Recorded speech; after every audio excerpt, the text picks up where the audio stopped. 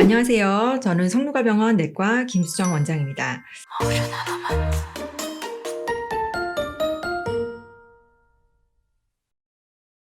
오늘은 올바른 어린이 식습관에 대해서 준비를 해봤는데요.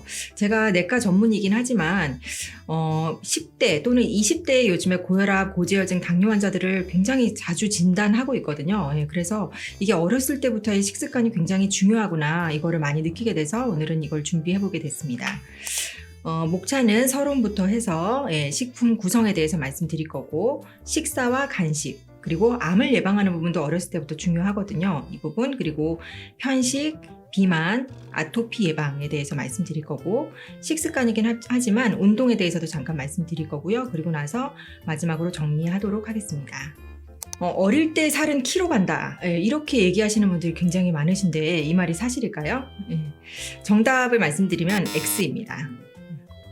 비만하게 되면은요, 성조숙증이 생기게 되고 최종 키가 오히려 작아지는 현상이 생기게 됩니다.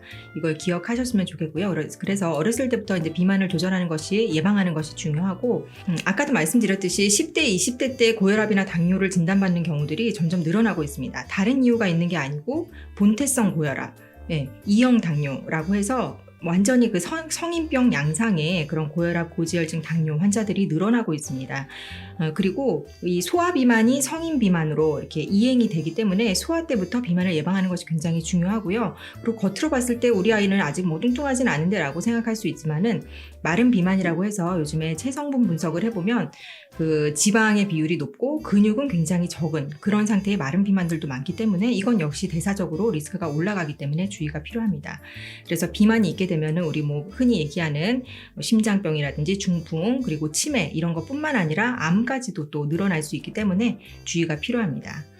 오늘 강조드리고 싶은 거는 먼저 가족의 식습관이 곧 자녀의 식습관이다 라는 건데요. 부모님이 야식을 하고 패스트푸드를 좋아하고 이렇게 하면서 아이에게만 야채를 먹으라 이렇게 했을 때 이게 지켜지기 쉽지 않겠죠. 그렇기 때문에 우리 가족의 식습관 전체를 바꿔나가는 노력이 필요하겠습니다. 식품 구성 자전거인데요. 우리나라 한국인 영양소 섭취를 기준으로 했습니다. 이 5가지로 나눠볼 수가 있는데 곡류 그리고 어육류라 하면 고기나 생선 이런 것들을 말하는 거고요. 채소류, 과일류 그리고 유제품 등이 있습니다. 이 5가지를 골고루 잘 드시는 게 중요한데 곡류는 우리가 뭐 하루에 3끼 밥을 먹듯이 매일 2에서 4회 정도 먹으라고 되어 있고 고기, 생선, 달걀, 콩류 이런 거를 의외로 잘 챙겨 드시지 않는 분들이 많습니다. 그래서 매일 3, 4회 정도 그러니까 매 끼 고기나 생선 또는 달걀이나 콩이 필요합니다. 이런 것들 잘 챙겨 주셔야 되고 그다음에 채소류 이것도 매 끼니 2가지 이상이 필요합니다. 매 끼니 2가지 이상의 나물이든 생채든지 쌈이든지 이렇게 드시는 게 중요하고요. 과일을 매일 1-2개 그리고 우유를 매일 1-2잔 드시라고 되어 있습니다. 이건 식판인데요. 식판에 드시는 게 굉장히 도움이 됩니다. 저희 집에서도 이제 어린이들이 이제 식판으로 밥을 먹고 있는데 보면 식판에 이제 그러니까 어린이 기준으로 큰 칸이 있고 작은 칸이 있겠죠. 큰 칸에는 야채를 채웁니다. 그러니까 몇 끼니 이렇게 챙겨주시고요. 그리고 작은 칸에는 어육류, 생선 한 토막이라든지 고기 한 토막이라든지 이렇게 줄 수 있겠고요. 그리고 이제 잡곡빵이나 잡곡밥이나 이렇게 챙겨주시면 되겠습니다. 이건 이제 식품 교환표인데요. 어린이를 기준으로 말씀드리겠습니다. 아까 전에 이제 식품 구성 자전거에서 봤던 이제 그 항목들인데 보면 뭐 되게 복잡해 보이지만 이제 한 단위가 어느 정도다라는 거를 보여주는 거고 하루 필요 단위 어린이 기준 보시면은요. 공유구는 6에서 10일 단위가 필요하다 합니다. 보면 우리 밥으로 치면은요. 하루에 이제 3공기 정도를 먹게 되는 거죠.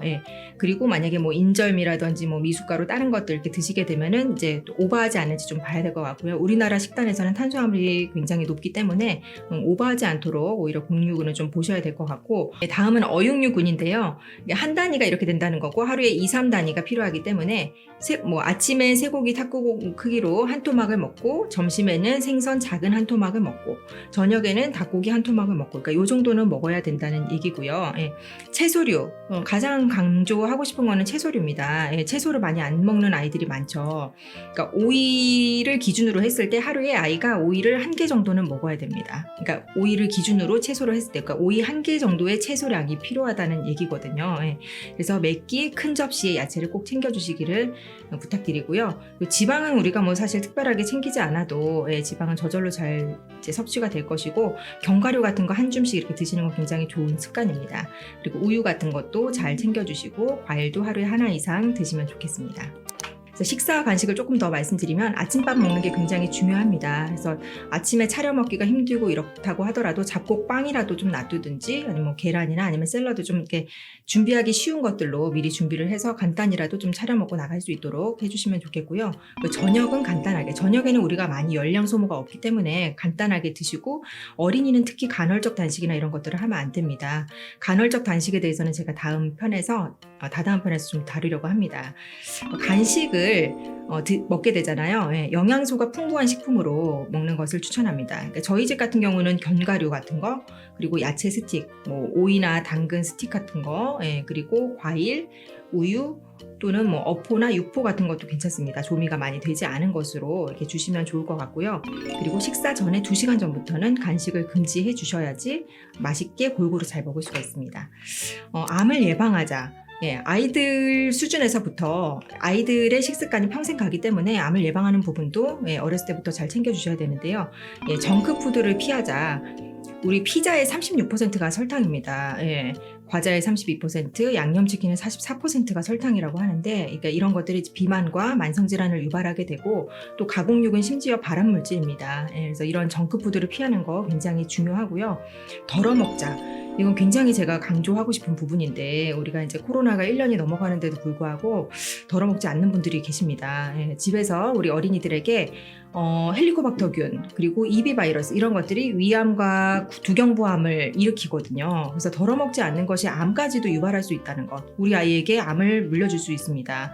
그래서 위암과 두경부암을 예방하는 덜어 먹는 거 굉장히 중요하고, 코로나를 비롯해서 각종 감염병 예방에도 중요하다는 것은 알고 계실 것입니다. 그리고 짜게 먹지 말자.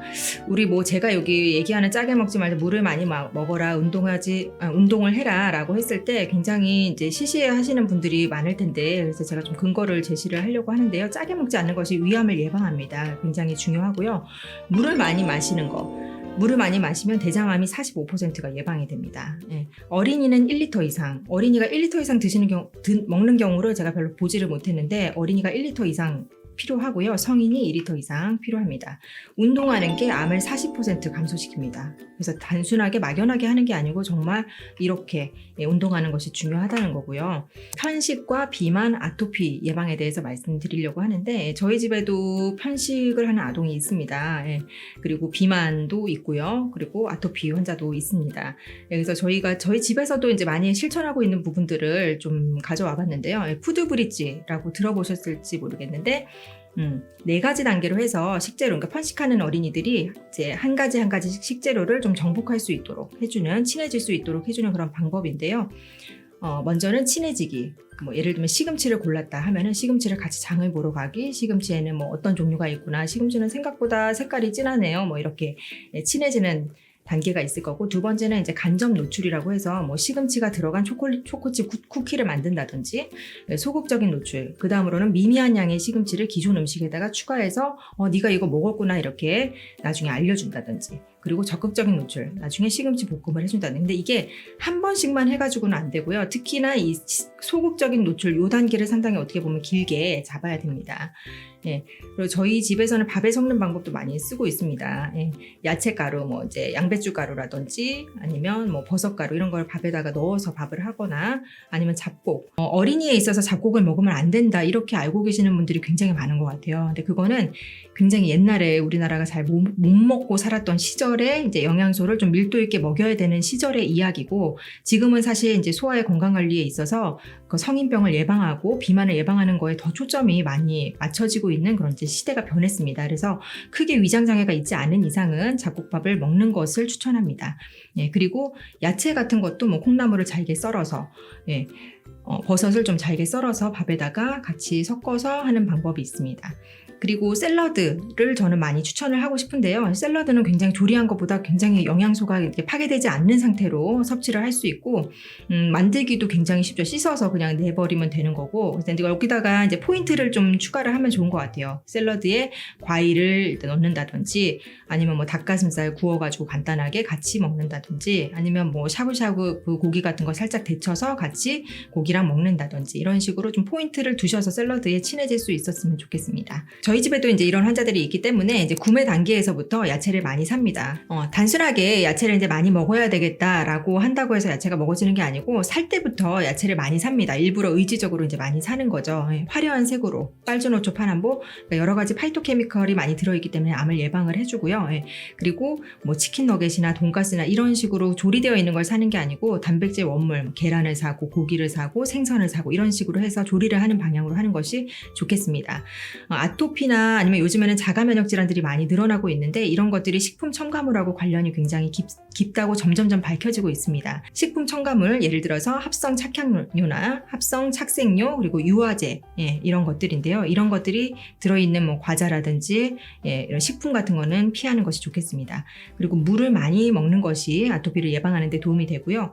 그리고 보습을 하는 것이, 그 신생아 때 보습을 해주면은 어린이가 자라나면서 아토피가 굉장히 많이 예방이 됩니다. 그래서 보습하는 거, 그리고 아토피가 예방도 되고 또 치료하는 데도 도움이 되기 때문에 굉장히 중요합니다.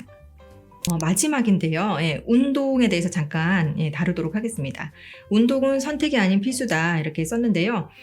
우리 어린이들이 굉장히 귀하잖아요. 귀해서 집안일도 시키지 않고 계속 이렇게 우리가 시중을 들게 되는 경우가 많은데, 집안일을 시키는 것이 굉장히 중요합니다. 어린이에게 집안일을 시키는 경우에 통찰력, 자립심, 그리고 책임감, 자신감, 공감 능력이 상승한다고 합니다. 그렇기 때문에 우리 아이가 자립심과 책임감과 공감 능력이 좋아졌으면 한다면은 집안일을 시키는 것이 좋겠죠. 그리고 운동을 시켜라. 제가 유학검진을 하고 있는데요. 유학검진에서 이제 척추 사진을 찍어 오라는 경우들이 있어요. 그래서 청소년들인데 벌써 이게 굉장히 많이 휘어있는 경우를 많이 보게 됩니다. 뭐 스마트폰 같은 것 때문에도 그렇고, 뭐 운동을 안 해서도 있겠죠. 그래서 운동을 어린이들이 하루에 1시간 이상 해야 합니다. 그래서 줄넘기나 자전거나 달리기, 수영 뭐 등등 여러 가지, 아이들은 많은 아이템이 있죠. 뭐 인라인 스케이트도 있고, 보드도 있고, 여러 가지 많은 운동을 했으면 좋겠고요. 그리고 계단 오르기가 유산소 운동이면서도 또 하지 무산소 운동이 되기 때문에 굉장히 좋습니다. 그래서 엘리베이터를 타지 말고 계단을 많이 오르게 이렇게 해주셨으면 좋겠고요. 그리고 이제 체형이 진짜 잘 자라날 수 있도록, 나중에 통증으로 아이들이 고생하지 않도록 어렸을 때부터 요가나 필라테스, 스트레칭, 근력 이런 것들 잘 챙겨주시면 좋겠습니다. 그래서 정리를 하겠습니다. 아침을 포함한 3끼 식사를 하자. 그리고 야채는 한 끼당 큰 접시, 그리고 어육류는 한 끼당 작은 접시를 먹자. 그리고 샐러드를 많이 먹자. 그리고 정크푸드를 피하자. 그리고 물을 많이 마시자. 그리고 운동을 많이 시키고 집안일을 시키자입니다.